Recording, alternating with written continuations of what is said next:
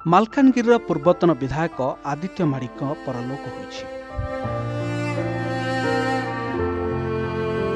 Bhubaneswar AIIMS रे चिकित्साधीन अवस्था आज संध्या 5टा बेले तांकर देहांत होइछि। से मालकानगिरी पूर्वतन विधायक थिले। गत 2 सप्ताह धरी एम्स रे चिकित्साधीन थिले।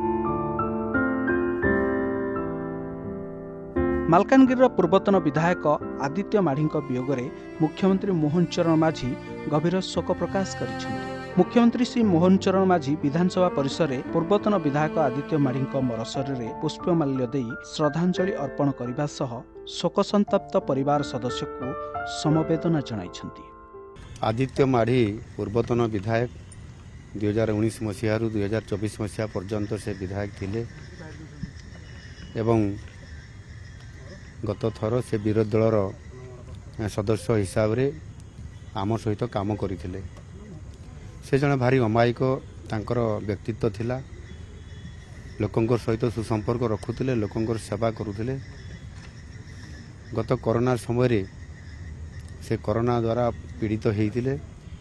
गत थर मध्य तांकु एम्स रे चिकित्सा दिया जाइथिला एवं तांकु भल मध्य करा जाइथिला।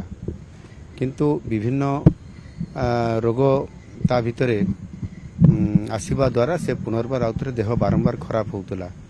आमे भी तांको संपर्क रे थिलु।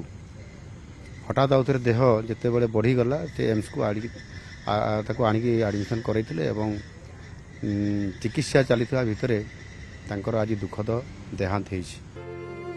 भुवनेश्वर सुरेंद्र पृष्टिंक रिपोर्ट प्रतिदिन।